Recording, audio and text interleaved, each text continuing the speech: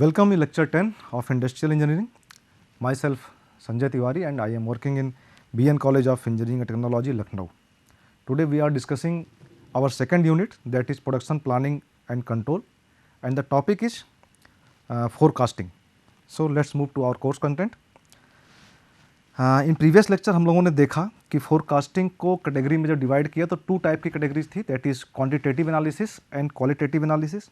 और quantitative analysis में हम लोगों ने टाइम सीरीज़ मेथड की बात की थी कि जहाँ पे हमारे पास हिस्टोरिकल डाटा अवेलेबल है तो उन हिस्टोरिकल डाटा के बेसिस पे हम एक ट्रेंड को फाइंड आउट करने की कोशिश करते हैं और उस ट्रेंड के बेसिस पे हम फ्यूचर के बारे में कुछ एस्टीमेट, कुछ अनुमान लगा पाते हैं, and that is known as forecasting. एक और मेथड था, कॉजल मेथड था, जहाँ पे हमें पता चलता है कि हमारा जो डिमांड है वो कुछ और भी फैक्टर्स पे डिपेंड करता है और वो फैक्टर इंडिपेंडेंट है. जैसे एडवर्टीजमेंट पे हमारा डिमांड डिपेंड करेगा, ज़्यादा एडवर्टीजमेंट करेंगे ज़्यादा डिमांड होगी, ज़्यादा लोग जानेंगे तो डिमांड बढ़ जाएगी. तो यहाँ पे इसे हम कहते हैं कॉज इफेक्ट मेथड, जहाँ पे आप कह सकते हैं कि एक हमारा डिपेंडेंट वेरिएबल है और ये इंडिपेंडेंट वेरिएबल है. X is the advertisement and Y is the demand. और एक बात यह आई थी कि अगर हमारे पास हिस्टोरिकल डाटा अवेलेबल नहीं है तो फोरकास्टिंग कैसे की जाए. तो for that purpose we have some other method like Delphi method, market survey and brainstorming session. यहाँ पे हम कुछ एक्सपर्ट्स की राय लेते हैं, उस राय को डाटा को कलेक्ट करने का एक कुछ पैटर्न है, तरीका है, उस तरीके की डिस्कशन यहाँ पे की जाएगी. सो आज का टॉपिक हमारा क्वांटिटेटिव अप्रोच पे है. हम लोग डिस्कस करेंगे टाइम सीरीज़ मेथड को. तो टाइम सीरीज़ मेथड में जो फर्स्ट वेरी सिंपल मेथड है, बहुत आसान सा मेथड है, that is known as simple average method. Simple इसलिए कह रहे हैं कि ये बहुत इजी है और इट नो डाउट जो चीज़ इजी है, आसान है, वो मार्केट में उतना एप्लीकेबल नहीं होगा. इस मेथड से हम अगर फोरकास्टिंग करते हैं तो बहुत प्रॉपर नहीं होगा, लेकिन एक कॉन्सेप्ट को डेवलप करने के लिए इस मेथड को स्टडी करना ज़रूरी है. ज़रूरी इसमें क्या है, सिंपल एवरेज मेथड किसे कह रहे हैं, एक एग्जांपल से समझते हैं. हमारे पास एक डाटा है कि सपोज दैट हमारे पास जनवरी, फरवरी, मार्च, अप्रैल, मई, जून, ये डाटा हमारे पास अवेलेबल है. 1 2 3 4 5 एंड 6 मंथ का डाटा हमारे पास अवेलेबल है और हमसे कहा जा रहा है कि forecast the demand for the जुलाई. तो हमें इसमें करना क्या है कि ऑब्जेक्टिव क्या है कि all previous data are equally weightage. हमारे लिए जो डाटा अवेलेबल है, चाहे वो जनवरी का हो, ये सबसे दूर का डाटा है, और रिसेंट डाटा क्या है, जून का, है ना. तो सारे डाटा हमारे पास हमारे लिए इक्वली वेट रखते हैं. इक्वली वेट रखते हैं मतलब इक्वली वेटेज देना है, किसी को इंपॉर्टेंस कम या ज़्यादा नहीं देना है. ऑन दैट बेसिस हम सिंपली इसका एवरेज कैलकुलेट कर लें और कह दें कि जुलाई मंथ का जो डिमांड होगा वो डिमांड इनका एवरेज होगा. तो इनका अगर देखा जाए तो आप कह सकते हैं कि demand for July equal to क्या हो जाएगा, 300 plus 350 plus 400 plus 400 and plus 450 and plus 500 divide by कितने हैं, 1 2 3 4 5 6 से डिवाइड कर दिया जाए तो जो वैल्यू आएगी वो कहलाएगी कि that will be the demand for the जुलाई. यहाँ एक बात जो हम कह रहे हैं इक्वल वेटेज का मतलब क्या है, तो आपको दिखाई पड़ेगा कि सारे नंबर का डिनोमिनेटर, इसको हम ऐसे भी लिख सकते हैं 300 divide by 6 plus 350 divide by 6 and so on, ऐसे भी लिख सकते हैं. तो आपको क्या दिखाई पड़ रहा है कि जितने भी प्रीवियस डाटा है, प्रीवियस जनवरी के मंथ में डिमांड कितनी थी 300, उसका हमने 1/6 पार्ट लिया, मीन्स 1/6 पार्ट इसका भी लिया, 1/6 पार्ट इसका भी लिया, 1/6 पार्ट सभी का हमने 1/6 पार्ट लिया. इसलिए हम ये कह रहे हैं कि हम प्रीवियस हिस्टोरिकल डाटा के ईच एलिमेंट को इक्वल वेटेज दे रहे हैं. जब इक्वल वेटेज दे रहे हैं दैट्स वाई इसे हम कह रहे हैं सिंपल एवरेज मेथड. इसको सॉल्व करेंगे, एवरेज लेंगे and average will come 400 unit. तो इस इक्वेशन से आप कह सकते हैं इस मेथड से कि जुलाई मंथ का डिमांड 400 यूनिट होगा. इट इज़ वेरी इजी, बहुत समझना आसान है. यहाँ याद रखने वाली कितनी बात है कि हम हर डिमांड को, प्रीवियस डाटा को, हर डाटा को इक्वल वेटेज दे रहे हैं. सो इसमें प्रॉब्लम क्या है कि प्रॉब्लम बस इतनी सी है कि अगर हमसे कोई कहे कि नेक्स्ट ईयर कोई कार है वो कितनी सेल होगी, तो हम उससे ये बताएं कि 25 साल पहले एक कार इतनी सेल हुई थी, इसलिए इस साल इसकी डिमांड इतनी होगी. तो ये डाटा कुछ ठीक नहीं लग रहा है. तो हमें करना ये चाहिए कि हमें जो बहुत पहले के जो डाटा हैं, बहुत प्रीवियस डाटा जो बहुत पहले के हैं, उनको वेटेज कम दें या उनको छोड़ना चाहिए, है ना। तो नेक्स्ट मेथड इसी अप्रोच को लेते हुए आगे बढ़ते हैं। एंड दूसरा एग्जांपल लें, द प्रॉब्लम इज सेम, लेकिन दूसरा एग्जांपल है, इसको हम करें सिंपल मूविंग एवरेज मेथड। हमने प्रीवियस एग्जांपल में जितने भी डाटा अवेलेबल थे, ऑल प्रीवियस डाटा, उन सब का एवरेज लिया था। यहाँ पे क्या करेंगे, हम सबका एवरेज नहीं लेंगे, है ना। हमसे कहा जाएगा कि जो हम जुलाई मंथ का डिमांड कैलकुलेट करें, उसको हम on the basis of 6 month moving average हो या 4 मंथ हो या 3 मंथ हो, इस टाइप का क्वेश्चन होगा।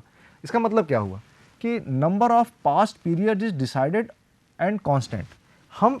हमारे पास 6 डाटा अवेलेबल हैं, 1 2 3 4 5 एंड 6, लेकिन इसमें से प्रीवियस हम कितने डाटा लें, रिसेंटली कितने डाटा लें अपने कैलकुलेशंस के लिए, ये हमें पहले से ही डिसाइड करना पड़ेगा, उसको फिक्स करना पड़ेगा, ठीक है।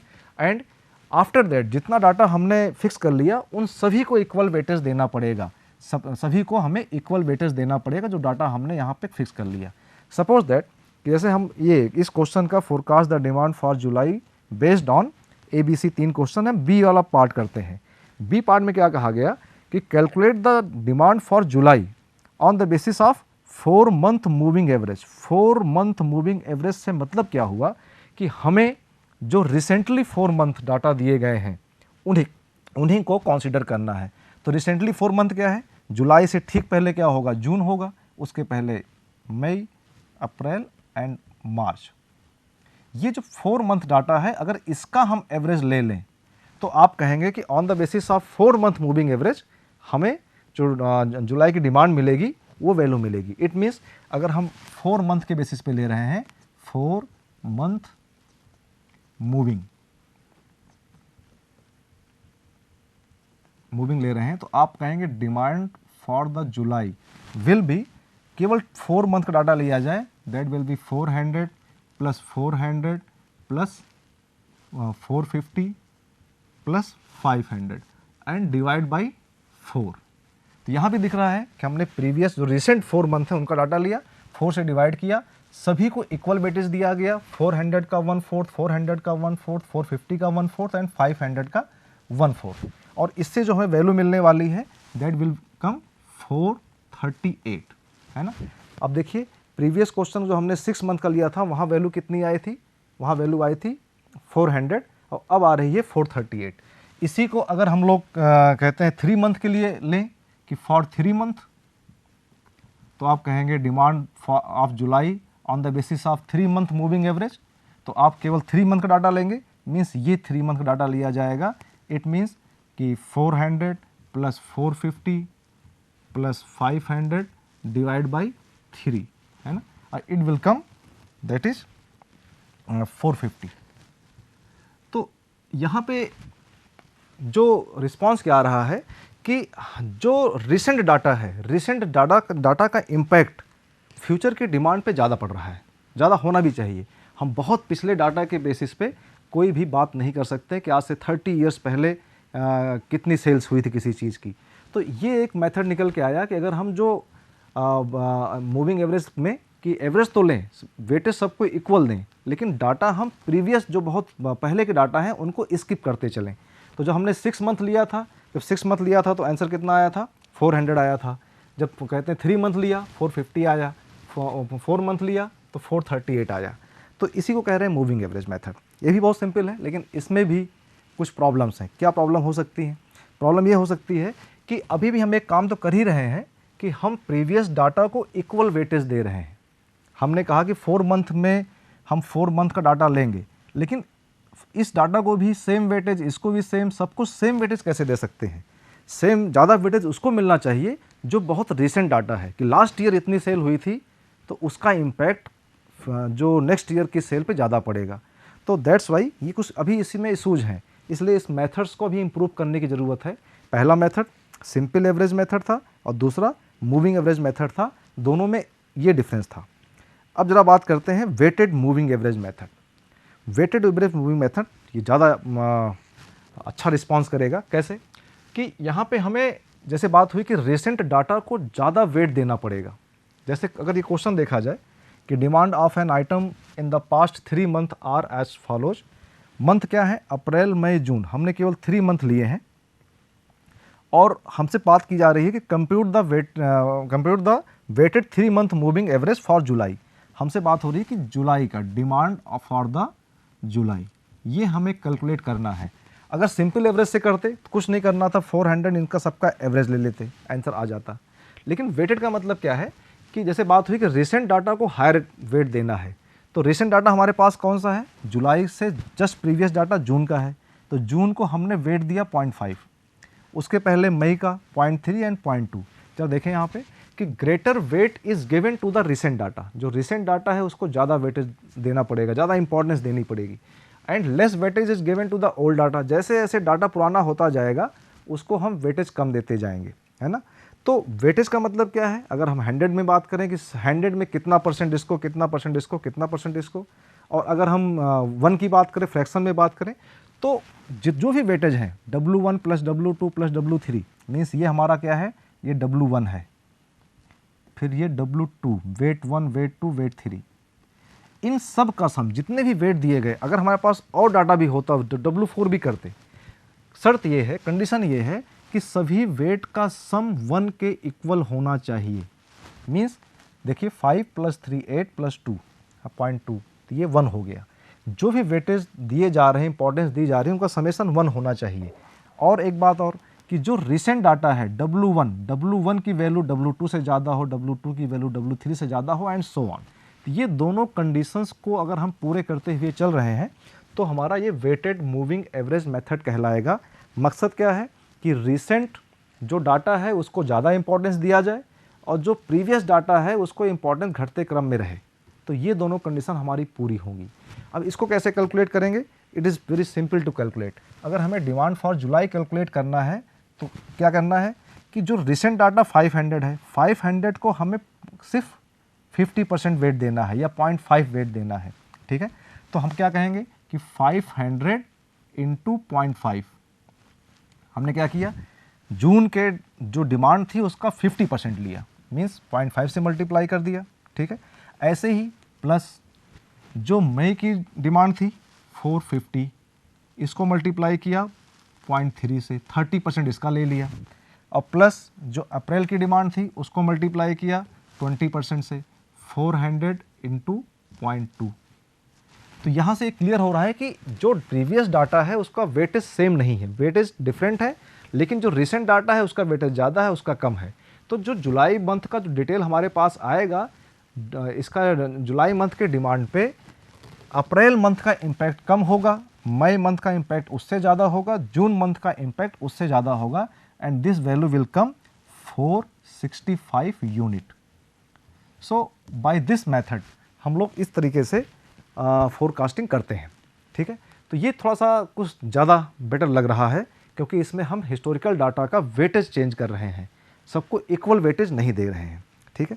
तो ज़रा इसमें कुछ प्रॉब्लम और देख लें। सपोज दैट ये प्रॉब्लम है, यहाँ तो हमें जो प्रीवियस प्रॉब्लम था इसमें हमें ये वेटेज जो दिया गया था ये गिवन था। समटाइम्स ऐसा होता है कि ये वेट दिया नहीं होता है, अगर ये ना दिया हो तो एक प्रॉब्लम करके देखें कि वेट कैसे कैलकुलेट करेंगे, ठीक है। Suppose that this question is, ठीक, कि हमारे पास प्रॉब्लम क्या है कि demand of an item in the past 6 month, ये 6 मंथ दिए गए हैं, 1 2 3 4 5 एंड 6 मंथ का डाटा दिया गया है, and compute the weighted 4 month moving average for July. हमें पिछले 4 मंथ का रिसेंट 4 मंथ मतलब क्या हुआ? 1 2 3 4, ऑन दैट बेसिस ओनली हमें डिमांड कैलकुलेट करना है, but it should be weighted 4 month. इन 4 मंथ में वेट भी हमें असाइन करना है, या हमें वेट असाइन करके दिया नहीं गया है। तो पहला काम क्या करना पड़ेगा? Assign weights that decline linearly and sum to 1। हमें इन सबको वेट असाइन करना पड़ेगा लेकिन वो लीनियर डिक्रीमेंट में हो और सबका समेशन 1 हो, जैसा कि पिछले स्लाइड में बात की गई थी, है ना। Better for short range forecast of mature product. तो जो शॉर्ट कॉस्ट जो फोरकास्टिंग है उसके लिए रहेगा, शॉर्ट रेंज के लिए ये बेटर रहेगा। कैसे करेंगे जरा देखें। पहला काम क्या है कि हमें इसका वेट को असाइन करना है। वेट कैसे असाइन करेंगे? लीनियरली करेंगे। टोटल वेट कितना हमारे पास है? 1 है। तो क्या हम लोग मेथड इसमें यूज करते हैं? ये क्लियर है कि हमें जो वेट देना है वो रिसेंट डाटा जून का हायर वेट होना चाहिए, उससे कम मई का, उससे कम अप्रैल का, उससे कम मार्च का। क्या देखें, हमने वेट ऑफ जून कैलकुलेट किया। यहाँ पे कैसे किया? हमें 4 मंथ को वेट असाइन करना था, तो हमने 1 + 2 + 3 + 4 लिखा। अगर ये 6 मंथ को असाइन करना होता तो यहाँ लिखते 1 + 2 + 3 + 4 + 5 + 6, है ना। एंड उसके बाद क्या किया कि हमें सबसे ज़्यादा वेट किसे देना है? जून को देना है। तो 4 मंथ में जून के लिए यहाँ 4 लिखा, ठीक है। और तो 4 इस तरीके से वेट ऑफ मई के लिए क्या लिखा? डिनोमिनेटर तो सेम ही रहेगा, 1 + 2 + 3 + 4। हायर वैल्यू क्या है? 4। जून को ज़्यादा असाइन करना है तो डिनोमिनेटर में 4 लिखा। उसके बाद यहाँ पे 3 लिखा, उसके बाद यहाँ पे 2 लिखा, फिर यहाँ पे 1 लिखा। ये बात क्लियर हो रही है कि जो हमारे पास जितने मंथ, जितना पीरियड है, लीनियरली लिया गया है, इसलिए 1 + 2 + 3 + 4 जितने पीरियड हैं उसको लिखा गया डिनोमिनेटर में। और जिस पीरियड को हायर वेटेज देना है उसके लिए हायर वैल्यू को न्यूमरेटर में लिखा गया। इसी में से 4 को यहाँ लिखा गया, इसी में से 3 को यहाँ लिखा गया, यहाँ से 2 को यहाँ लिखा गया और 1 को यहाँ लिखा गया। अब जरा इसको सॉल्व करते हैं। सॉल्व करने पे 4/10, 3/10, 2/10, 1/10 आएगा, मीन्स 0.4, 0.3, 0.2, 0.1। अगर इसको सबको आप सम करते हैं तो सम करने के पर आपको ये 1 मिलेगा। इट मीन्स हमने वेट को असाइन कर दिया, रिसेंट डाटा को, जून को हायर वेट दिया है, हायर इंपॉर्टेंस दिया है, इस तरह से मई को लेस इंपॉर्टेंस और लेस और लेस। तो ये डिटेल हमारे पास आ गई। जब ये वेट हमें असाइन हो गया, वेट क्या असाइन हो गया कि जून को असाइन हुआ 0.4, इसको असाइन हुआ 0.3 एंड इसे असाइन हुआ 0.2 और इसे असाइन हुआ 0.1। अब ये क्वेश्चन जो प्रीवियस क्वेश्चन था उसके जैसा हो गया। उसके जैसा होने का मतलब क्या है कि हम क्या करें, जो हमारा डिमांड था जून का, जून की डिमांड क्या थी? 500 का 40% ले लें, तो 500 को 40% मतलब 0.4 से मल्टीप्लाई कर दिया, प्लस प्रीवियस डाटा 450 था, 450 का 30% ले लें, तो 450 को 0.3 से मल्टीप्लाई किया। सिमिलरली 400 का 20%, 400 को 0.2 से मल्टीप्लाई किया एंड ऐसे ही फिर 400 को 0.1 से मल्टीप्लाई किया। और जब इसको हम लोगों ने कैलकुलेट करेंगे तो ये वैल्यू कितनी आ रही है? 450, ठीक है। तो इस तरीके से आप इस क्वेश्चन को यहाँ पे ऐसे कर सकते हैं। तो आज हम लोगों ने 4 मेथड को समझा है और इसको ज़रा एक बार रिपीट कर लें कि क्या है। तो पहला मेथड हमारे पास था सिंपल एवरेज मेथड। यहाँ पे कुछ खास काम नहीं था, बहुत सिंपल है, लेकिन ये प्रैक्टिकली ज़्यादा फिजिबल नहीं है। यहाँ पे हमें क्या करना था, जितने भी डाटा हमारे पास हों उन सब का सिंपल तरीके से बस एवरेज लेना है, उसके अलावा इसमें कुछ नहीं करना है। ऑन दैट बेसिस हम नेक्स्ट पीरियड का डिमांड को फोरकास्ट कर सकते हैं। And other method was simple moving average method. यहाँ पे कुछ अच्छी काम किया गया था कि हम जो बहुत ओल्ड डाटा थे, रिसेंट डाटा इधर है, ओल्ड डाटा है जो प्रीवियस डाटा है, जो वेरी ओल्ड डाटा है उनको हम स्किप कर रहे हैं। यहाँ पे हमने इसको स्किप कर दिया, रिसेंट डाटा का इम्पैक्ट देखा ऑन द फ्यूचर। तो इस तरीके से जब सॉल्व किया तो हमने मूविंग एवरेज में प्रीवियस कितने डाटा लेने हैं, 4 मंथ लेना है, 3 मंथ लेना है, 5 मंथ लेना है, तो इस तरीके से यहाँ पे हम लोगों ने बात की फोरकास्टिंग में, ठीक।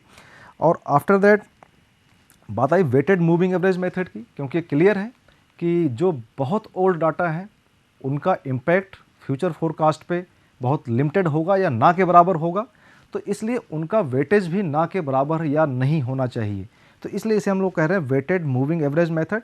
और यहाँ पे हमें करना क्या है कि greater weight is given to the recent data, less weight is given to the old data.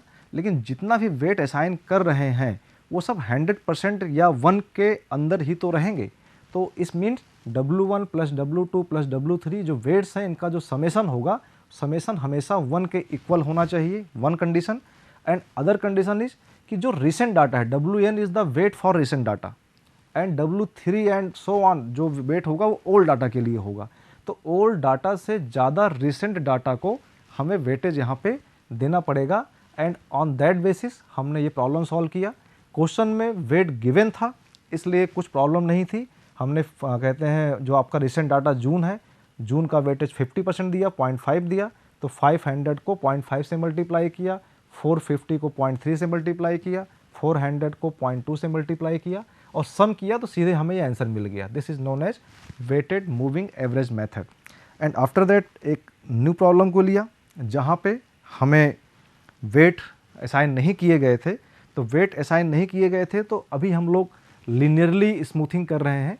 Smoothing से मतलब यहाँ पे क्या है कि जब हम लोग ज़रा पिछला क्वेश्चन को देखें, स्मूथिंग वर्ड क्यों यूज किया गया है। जो हमने फर्स्ट क्वेश्चन लिया था जहाँ पे इस क्वेश्चन में लिया था, तो अगर हम डिमांड को जो फोरकास्ट करते हैं तो जो हमारा ग्राफ बनता है वो ग्राफ रैंडम ग्राफ बनता है। हमारा मकसद क्या है कि ये ग्राफ का रैंडमनेस ख़त्म हो जाए, फिनिश हो जाए। तो इसमें हमें स्मूथिंग करनी पड़ेगी। तो सिंपलेस्ट स्मूथिंग का जो मेथड है वो लीनियर स्मूथिंग है। नेक्स्ट लेक्चर में हम लोग जब बात करेंगे तो एक्सपोनेंशियल स्मूथिंग की भी बात करेंगे। तो दैट्स वाई लीनियर स्मूथिंग की यहाँ बात हो रही थी। तो लीनियर स्मूथिंग के लिए हमें क्या करना पड़ेगा कि जो वेट हमें मिलने चाहिए उनके बीच में लीनियर रिलेशन हो। तो आप यहाँ देखें ना कि जो वेट असाइन किया गया है इस वेट के जो बीच का रिलेशन है that is linear. That's why इसे हम कह रहे हैं लीनियर स्मूथिंग, है ना। ऐसा नहीं है कि हमने यहाँ पे वेट कहते 0.4 आया तो यहाँ पे हम सीधे 0.1 कर दें। इस जो 4 पीरियड्स को वेट असाइन करने हैं तो इनके बीच का जो रिलेशन है वो लीनियर होना चाहिए। तो उसका जो तरीका यही था कि हमें जितने मंथ कंसीडर करने थे, जो पीरियड कंसीडर करने थे, क्वेश्चन में कहा गया था 4 मंथ कंसीडर करने के लिए, हमने 4 मंथ कंसीडर किया और 4 मंथ में 1 + 2 + 3 + 4 लिखा। हायर वेट देना था रिसेंट डाटा को, रिसेंट डाटा जून का है तो जून को वेट असाइन करने के लिए जो हायर वैल्यू थी उसको यहाँ पुट किया, मई के लिए इसको पुट किया, अप्रैल के लिए 2 को पुट किया और मार्च के लिए 1 को पुट किया। इस मेथड से हमने एक लीनियर रिलेशन निकाल लिया, है ना।